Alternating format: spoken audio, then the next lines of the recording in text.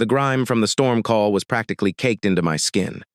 14 hours straight, hanging off a pole in the rain. I walked through the front door. My gear felt like it weighed 1,000 pounds. She was standing in the kitchen. Not in pajamas, in a dress, arms crossed. That look, the one she'd been rehearsing. She didn't ask how the shift was. She just said, "I can't be the lineman's wife anymore. Liam, I'm 27, not 50. I'm ambitious. I need to explore my options. Find someone who actually is." 2. She stood there, braced. I could see it.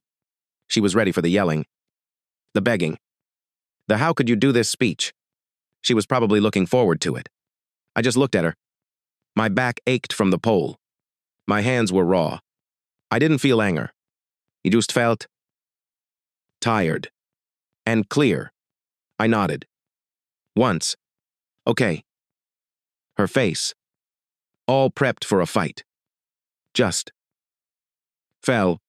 It was like a mask dropping. Okay, that's all you have to say, okay. I didn't answer her. I walked past her. The smell of her expensive perfume mixing with the smell of rain and ozone on my gear. I went straight to the small desk we had in the living room, the one she used for her consulting. I pulled open the bottom drawer, past the junk mail and old manuals, and pulled out the manila envelope.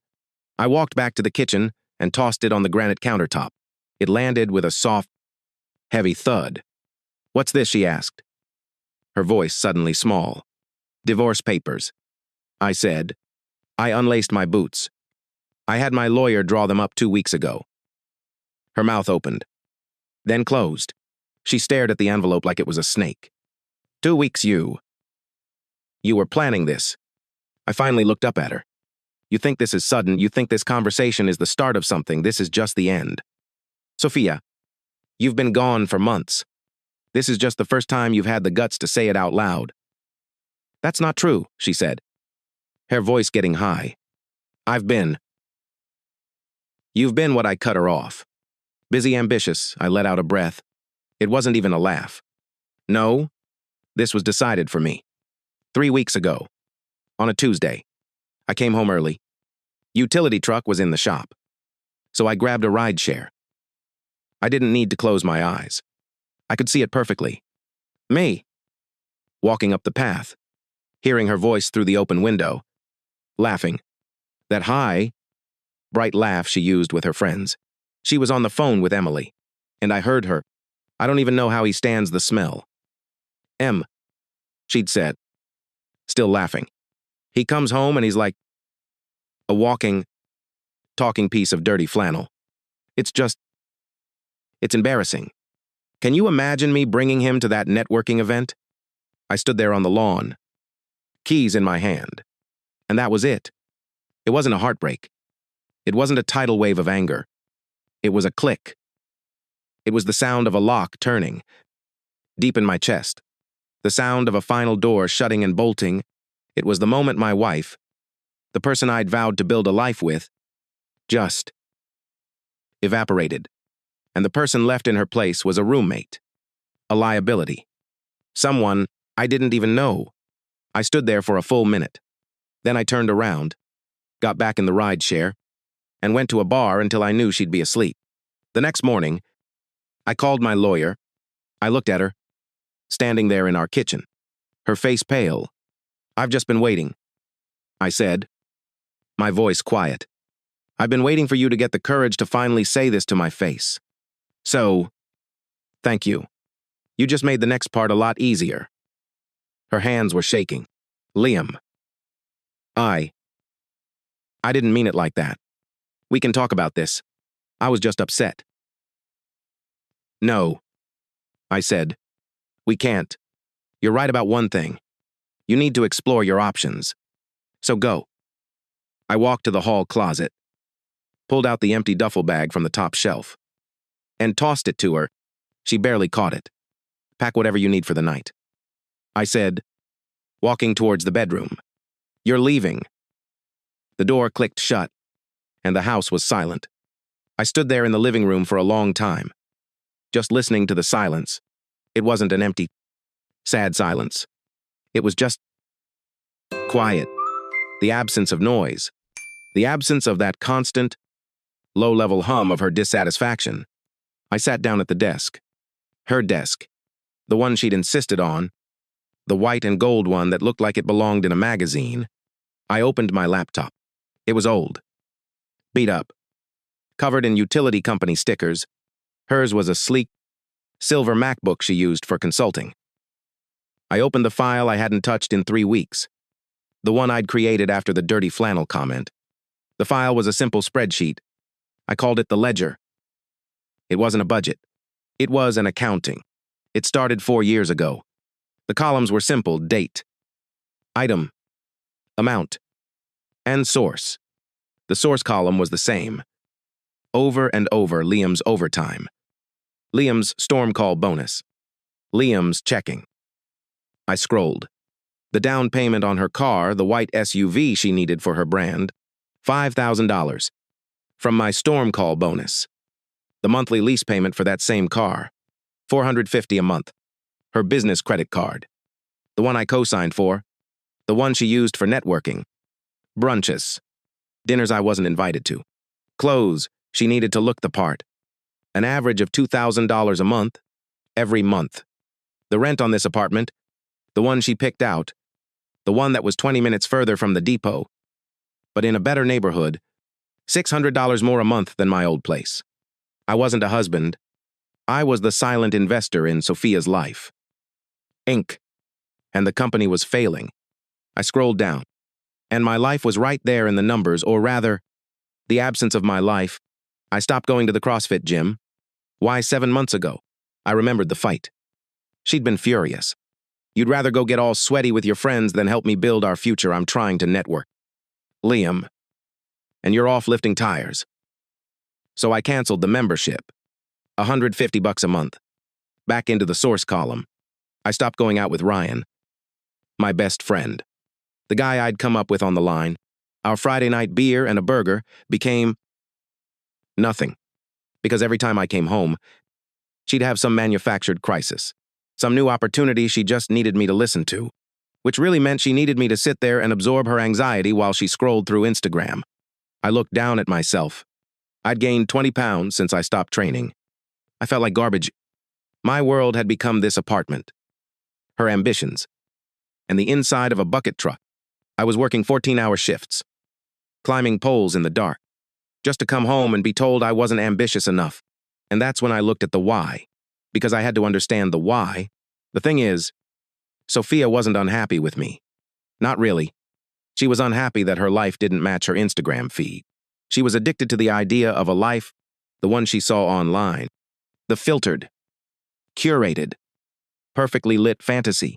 The startup CEO lifestyle. The venture capitalist husband. The glass and steel downtown loft. The endless brunches where everyone was a creator or a consultant. Her social media consultant job, it was a logo. She paid some guy on Fiverr $50 to design. It was an Instagram account with 900 followers. Most of them bots. It was an endless, churning void of want. She didn't want a partner. She wanted a status symbol, and a guy who climbs poles in the rain to keep the lights on. That wasn't the brand. It was embarrassing to her. It was dirty flannel and grease. It was work. Real. Hard. Essential work. And it was everything her fantasy life wasn't. My job wasn't a career to her. It was just the ATM for her fantasy. The engine that funded her ambition, which was just a polite word for her crippling, status-driven FOMO. She'd look at me, exhausted after a storm call. And I know what she saw. She didn't see the guy who just restored power to 500 home. She saw the guy who wasn't the tech bro in a blazer she saw on her phone. I rubbed my eyes. I didn't feel sadness. I didn't feel regret. I felt clarity. This wasn't a breakdown. It was a balance sheet, an audit, and the numbers were all in the red. My compassion, my support, my money. It had all been a luxury she'd overdrafted for the last time. She told me I wasn't ambitious, but she was the one who needed someone else to fund her life. I had a career. She had a feed. I closed the laptop. The analysis was over. It was time for action. I picked up my phone. 2 calls. First, Milavier. He picked up on the second ring. Liam, everything okay? Hey. David. Yeah. It is. She's out. There was a pause. She's out, as in she just gave me the I need to explore speech. She just left. File them today. Another pause. You got it. I'll have them filed and served by tomorrow afternoon. You sure you're good? I'm sure. I said. Thanks. I hung up. 1 call down. My thumb hovered over the next name in my contacts. A name I hadn't called in 3 months. Ryan. He answered. His voice rough. Yeah. Hey. Man. Liam, holy hell. Man. You alive? I almost smiled. Yeah. I'm alive. Look. I know it's been a while. A while, dude. I thought you'd been abducted by aliens. Or worse. That wife of yours. About that, I said, leaning back in the chair. She's not my wife anymore. Or she won't be. Coming tomorrow. Silence. Then, you're kidding me? Dead serious. She. Ty. She's going to explore her options. Ryan let out a bark of laughter. She's what explore her options, man. You finally kick her out. She kicked herself out. I said, look, that's not why I'm calling. You free to hit the gym Friday, like the old school CrossFit gym, not the. Say no more. Ryan said, his voice instantly serious. 5:30 a.m. Don't be late. And Liam, yeah. Welcome back. Man, welcome back. I hung up. I sat there in the quiet. I looked at my dirty boots. I looked at her stupid, expansive desk. For the first time in 4 years, I felt my shoulders unclench. I wasn't a lineman's wife husband anymore.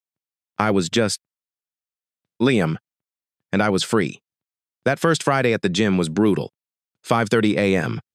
Ryan was already there, looking like he hadn't missed a day in 4 years. I, on the other hand, felt every single one of those 20 pounds I'd packed on. The warm-up alone nearly killed me. So, Ryan grunted, dropping a heavy kettlebell. She really gone. She's gone. I wheezed, hands on my knees. Good, he said. He tossed me a lighter bell. Don't drop this on your foot. You look like hell. By the way, he was right. But an hour later, after I'd pushed myself to the point of collapse, I felt good, sore, exhausted, but clean. It was the first time in years I'd been tired from my own work, not from carrying the weight of her expectations. The next 2 months fell into a pattern, 2 tracks, running parallel. Sophia's track was loud, public, and, honestly, pathetic. I'd blocked her on everything. But Ryan kept a tactical eye on the enemy.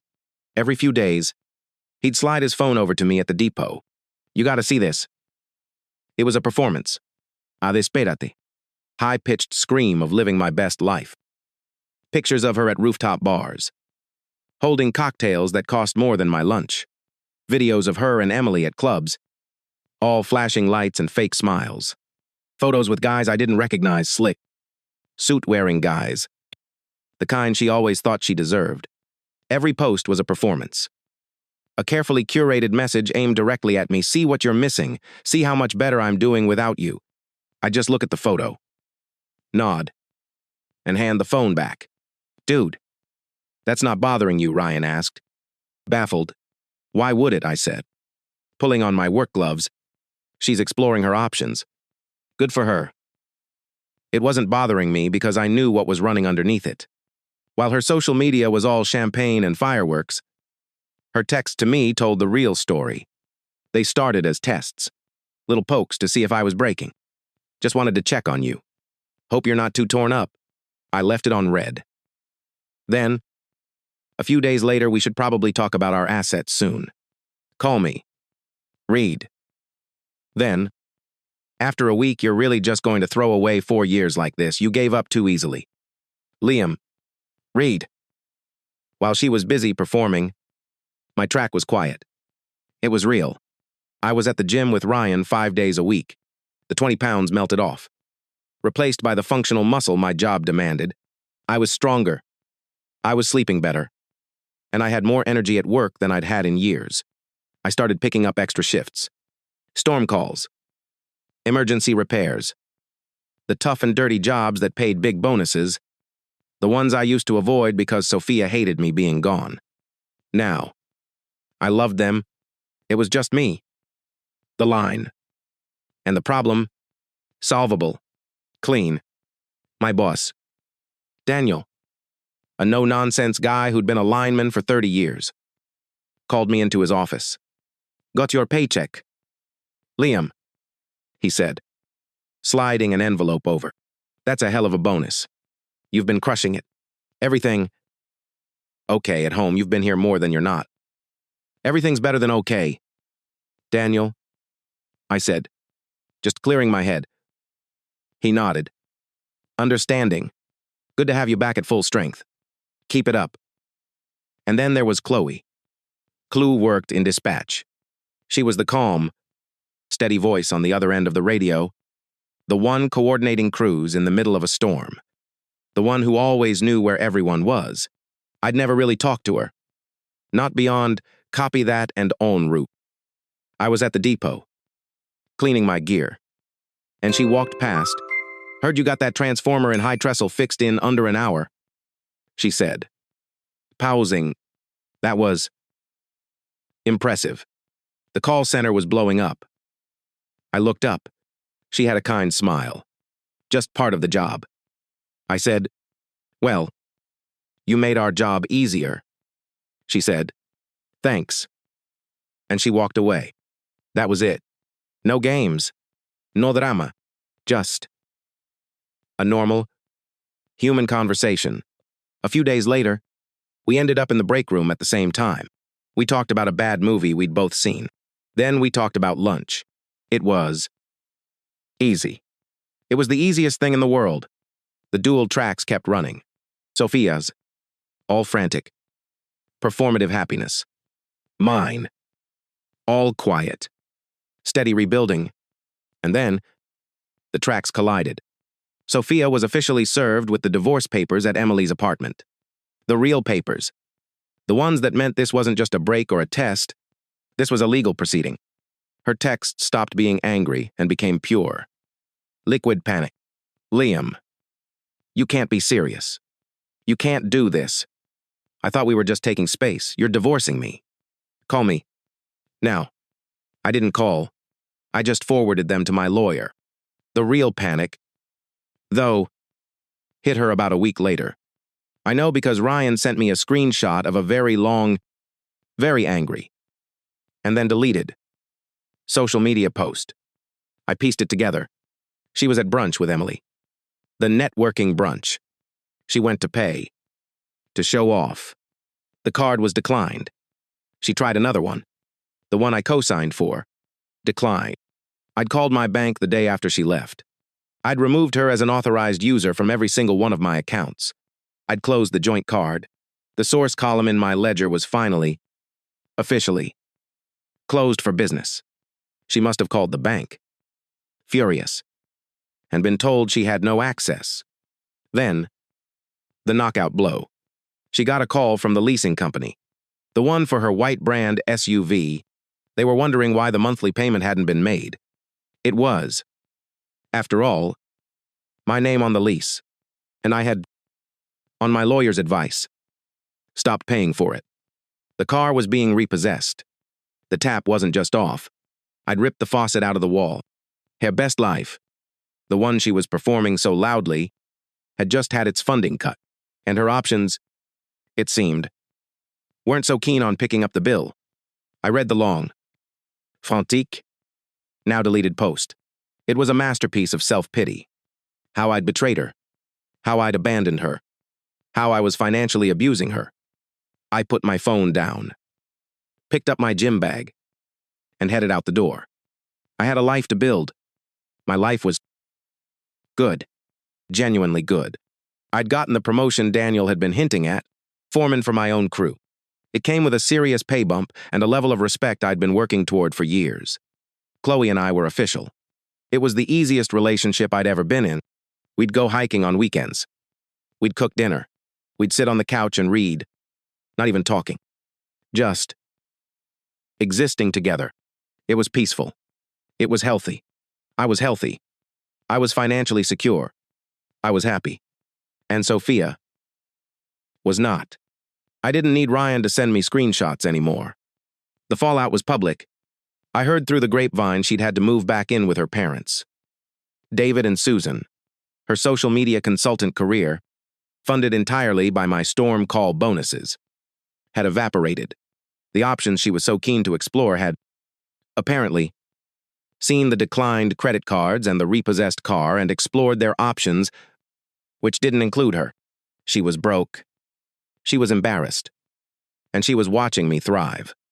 She was watching the dirty flannel lineman, the embarrassing husband, the man who wasn't ambitious, build a better life just by cutting her out of it.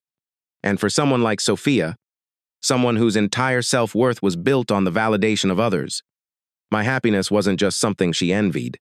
It was an insult, a direct, personal attack on her ego, and she finally snapped. I was at the depot, running through a safety check with my new crew. When Michael from the front desk came over, "Hey, Liam, Daniel needs to see you in his office. Now." His tone was weird, not casual. I looked over at Ryan, who just shrugged. I walked into Daniel's office. The mood was ice. He wasn't smiling. He just gestured to the chair. "Shut the door.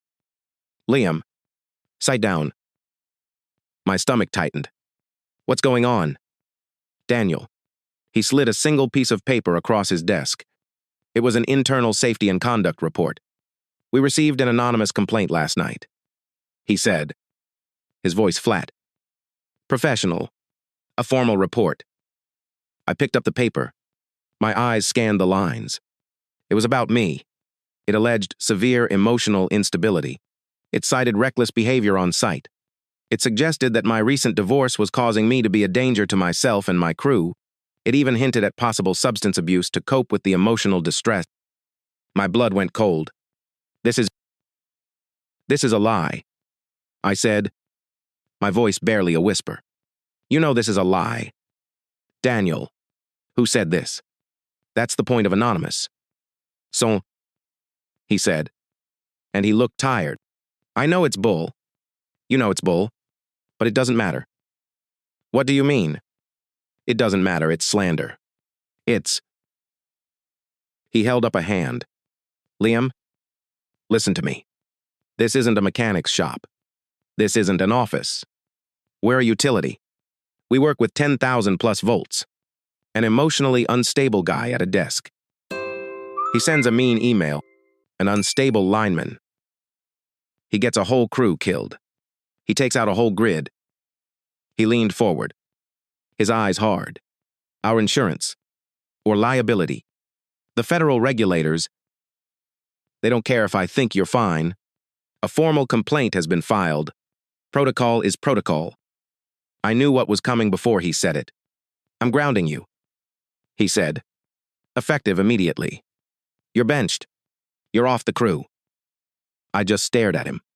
Grounded. Benched. After I'd just made crew-led, pending what I finally asked, pending a full investigation, and a mandatory drug and alcohol screening. Today, right now. "Actually, Michael's waiting to drive you." He stood up. "Look, Liam, I hate this. You're one of my best, but my hands are tied. You passed the test. The investigation clears you. You're back on the line, but until then, you're on desk duty, cleaning connectors, inventory, whatever I can find for you." I stood up, the paper still in my hand. I knew exactly who did this. This wasn't a text message. This wasn't an angry, Deleted social media post. This wasn't her showing up at my apartment. This was a calculation. This was an attack. She didn't just want to hurt my feelings. She didn't just want me back. She wanted to ruin me. She wanted to take away my job, my reputation, my livelihood. She wanted to burn down the one thing I had built for myself, all because I wouldn't be her backup plan. This wasn't a breakup. This wasn't even harassment. This was an escalation. This was war. The investigation was fast, because I made it fast. I took the drug test within the hour. Passed. Obviously. Then I went to Daniel's office. Who on my crew do you need to talk to? Daniel lined them up. Talk to Ryan. He's been with me every day. Talk to every single one of them. Let's get this done. My crew, my team, was furious. They didn't just vouch for me, they were insulted on my behalf. Ryan, especially, was a bulldog. He gave a statement that was apparently so ironclad and passionate that Daniel just nodded and said, "That's enough." The whole thing was cleared in 48 hours. But I wasn't done. It's not enough to clear me.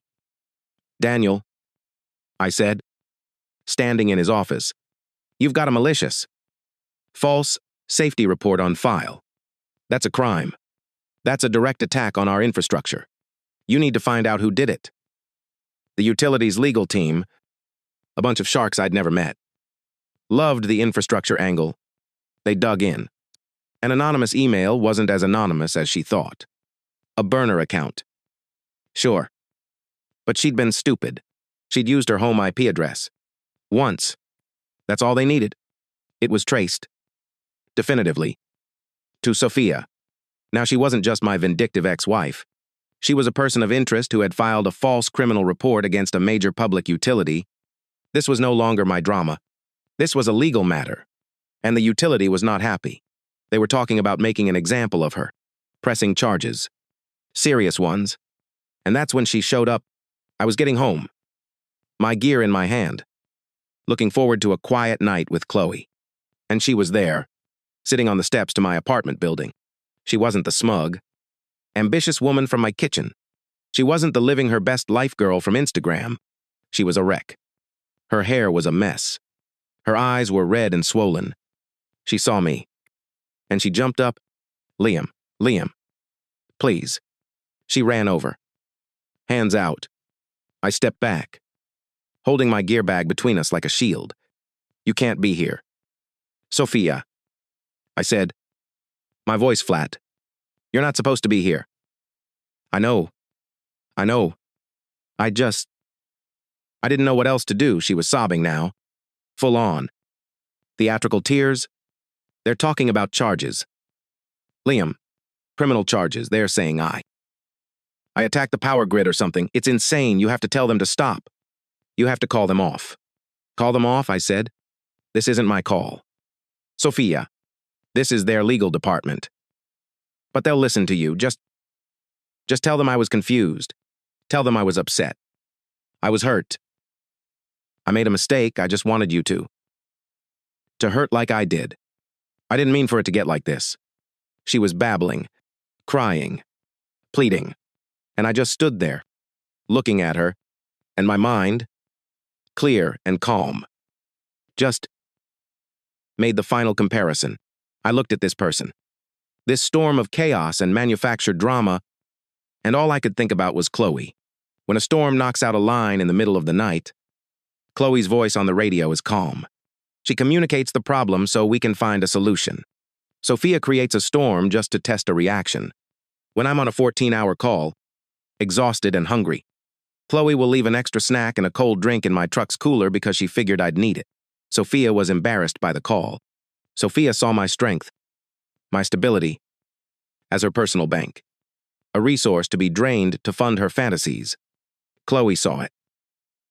As part of a team, she respected my work. She respected me. She was a green flag, a field of them. And Sophia was a red one, a burning, toxic, out-of-control fire. You didn't make a mistake. Sophia, I said, my voice so quiet it made her stop crying. You made a calculation. You lost. You were watching me win, watching me be happy. And you couldn't stand it. So you tried to burn my life to the ground. No. No. It wasn't like that. It was exactly like that. You didn't just try to hurt me. You tried to ruin my job. You tried to endanger my crew.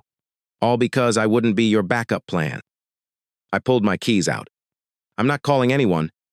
You did this. You deal with the consequences. I walked to my apartment door. She followed me, still begging. Please. Liam, don't do this. I'll lose everything.